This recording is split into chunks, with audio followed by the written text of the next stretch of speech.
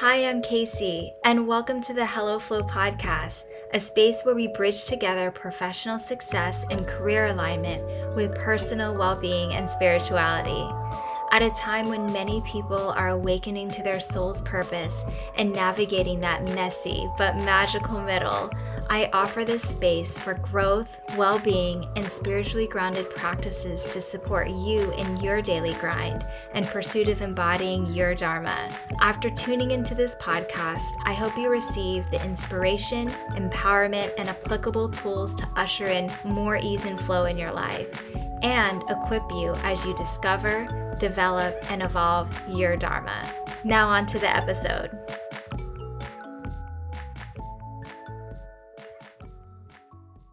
Thank you for tuning into this week's episode of the Hello Flow podcast. My name is Kaycee, and I am a certified Dharma coach and human design reader that specializes in bridging together career success and alignment with well-being and spirituality. And if you are familiar or have been practicing some of the more inner, deeper personal development work, you may be familiar with inner child healing and reparenting, which is the focus of this week's episode. But if this is the first time you are hearing these terms or not as familiar with them, I'll quickly review what they mean. At a high level, inner child is a concept that was introduced by the famous psychiatrist and psychoanalyst Carl Jung. And according to Carl Jung, we all have unconscious thought patterns as a result of what we experienced in childhood. These thought patterns consist of both wonder and joy, but also things like fear and anxiety. And even if we thought we had an amazing and wonderful childhood, or even a generally decent upbringing, the fact is we were all raised imperfectly. And as a result, we all carry wounds from our childhood and all the imperfections that came from that experience. Those wounds create thought patterns and stories in our head, which, if we do not become aware of, understand, and decode, inevitably impacts the way we act today as adults. The process of healing those wounds is called reparenting. And when we reparent and heal our inner child wounds, we return to our true self. So I'm going to break down the episode into these 4 sections. Examples or signs of inner child wounds, how inner child wounds impact us as adults, ways to connect with and reparent your inner child, and how healing your inner child makes you a better leader. Inner child wounds are subconscious. They include our fears, worries, insecurities, sometimes even shame or guilt. But they also include warm, curious, joyful feelings too.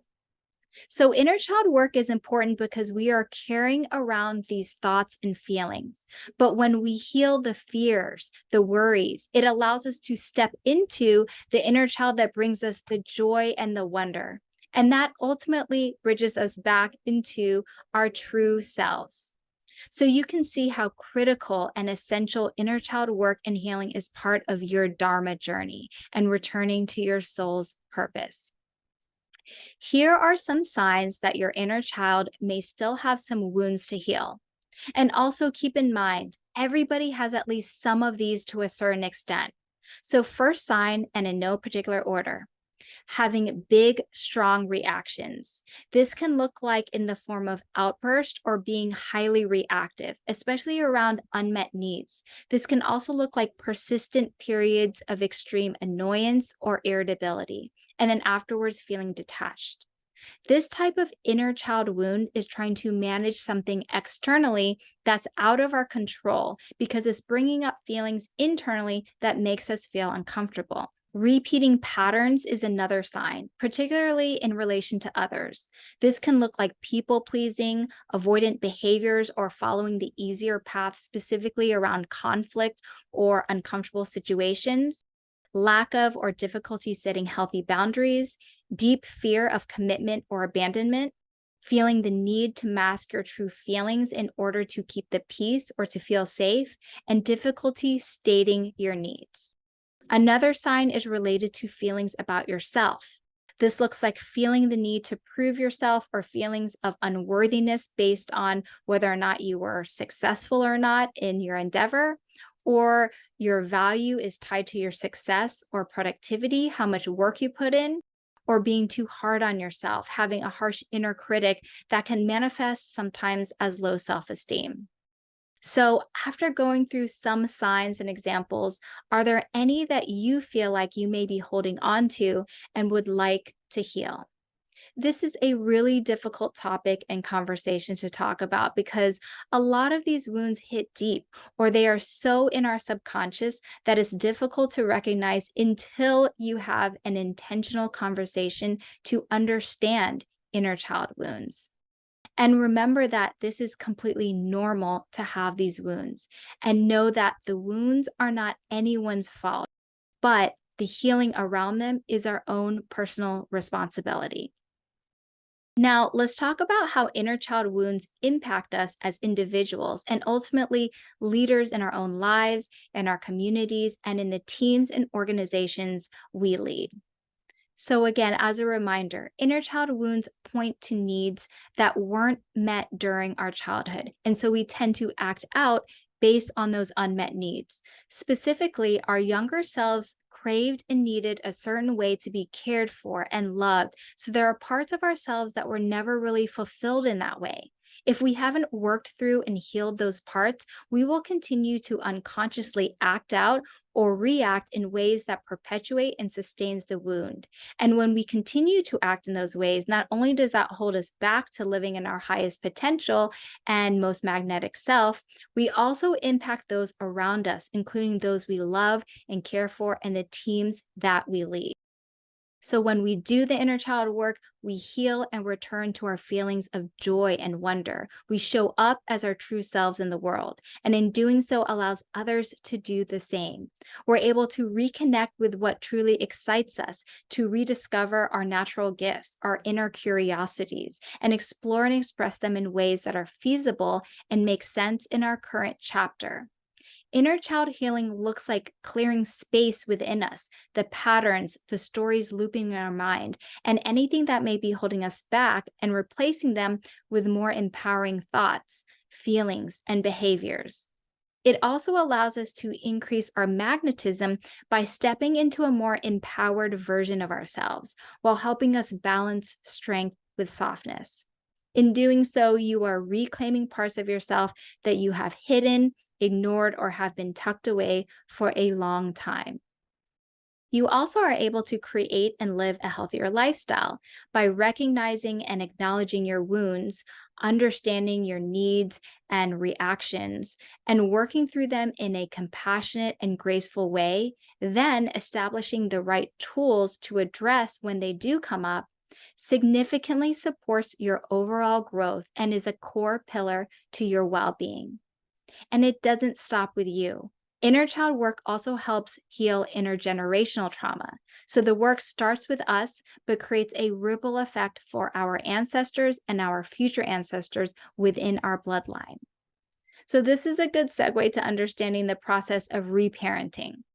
Reparenting is the part of the work that helps us acknowledge and witness our wounds, how they impact our behaviors today as adults, and then connects us with our needs so that they can be met today.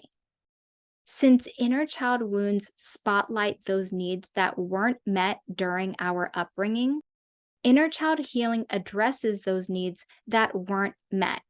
Young Kang Chan, spiritual teacher and writer, says it best. Most of us have an inner parent that doesn't take care of the inner child's needs properly. They are more focused on the needs of the ego, such as pleasing other people in order to feel needed, or achieving success and getting recognition from others.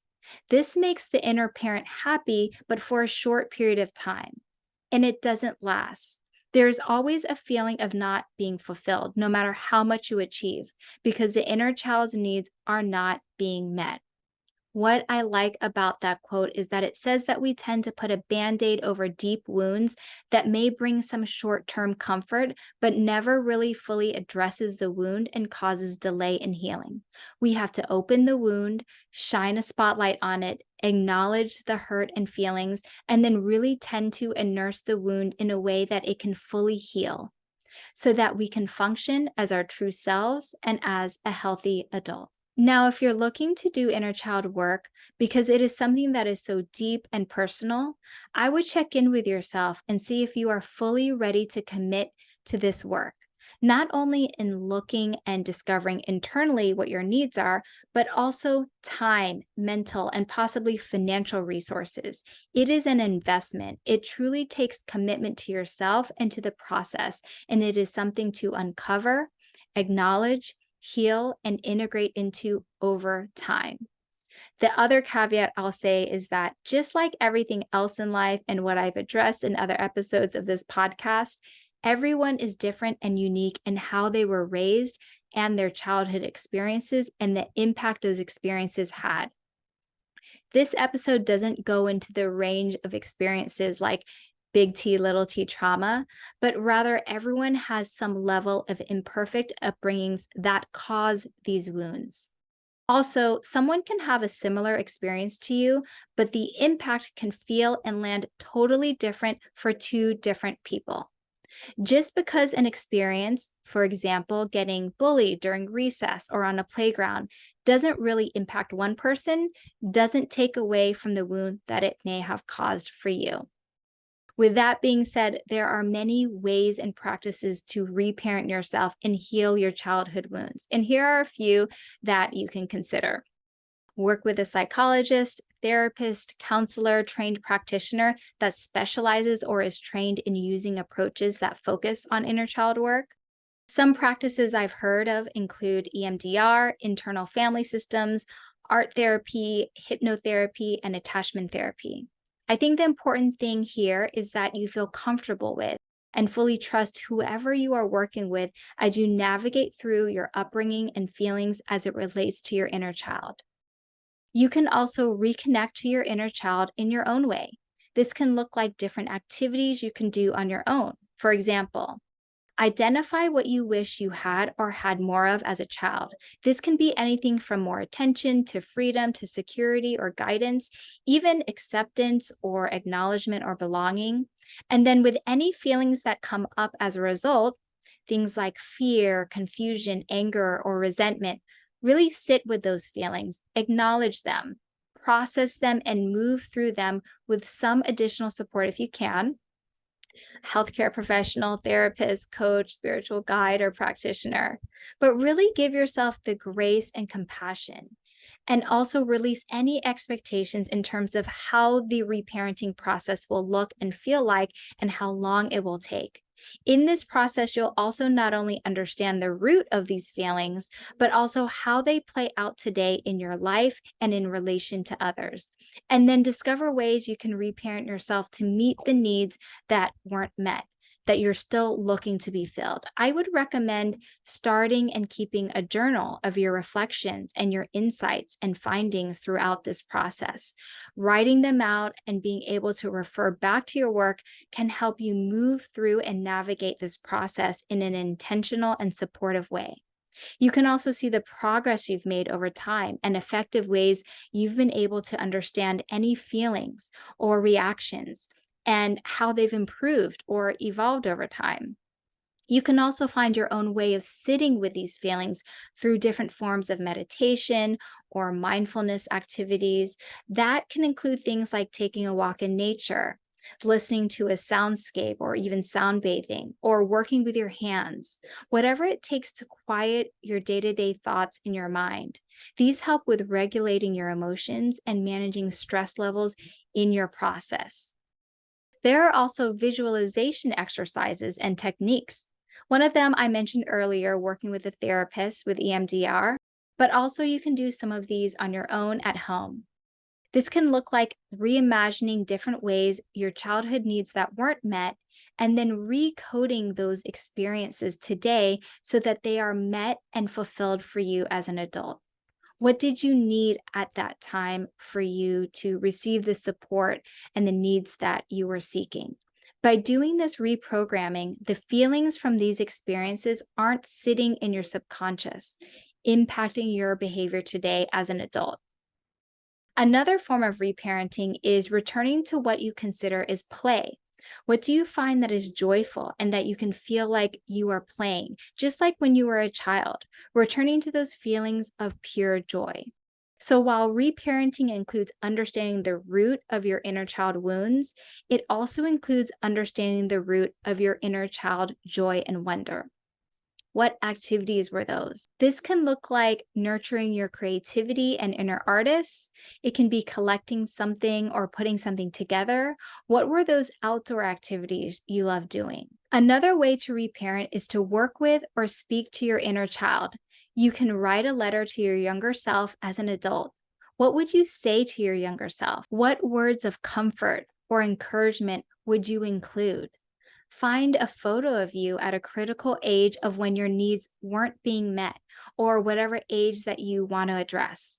Save it on your phone as a favorite or put it in your wallet or somewhere where you'd want to reference it easily. In your office, maybe even in your bathroom mirror when you're getting ready for the day or winding down. There are many other ways. These are just a few to start you off with to consider and explore.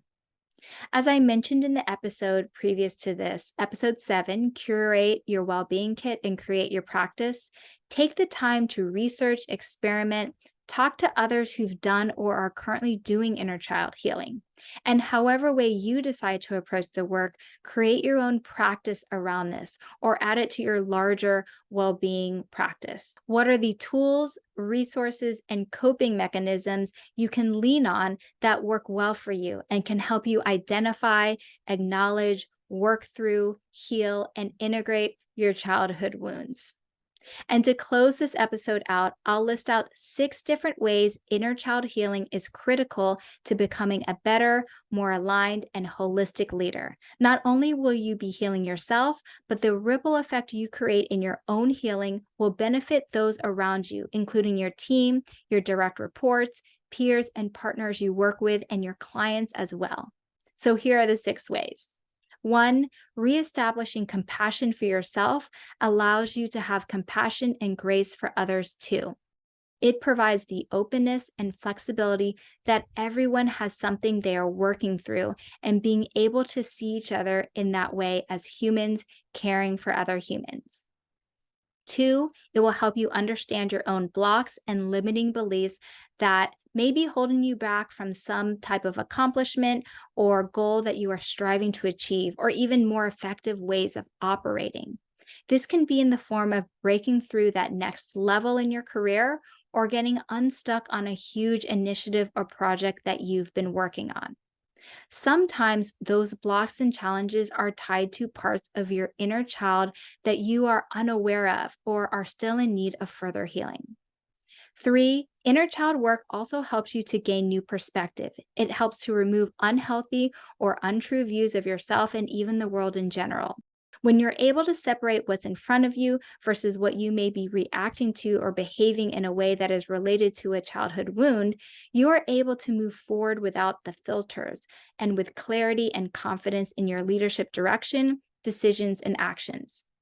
4, improved communication overall, whether that's coming from you or you being able to effectively communicate and draw out the needs and desires from those you work and partner with. 5, doing inner child work brings you back to your true self and creates the magnetism that you've always had within you. Other people will feel that, will see that, and that will show up in how you lead, in how you go about your work, and how others work with and for you, and the results that come out of those actions and decisions. 6, your creativity and uniqueness will shine in your leadership with this work because you'll be reconnecting to your natural and innate gifts that you had since you were a child.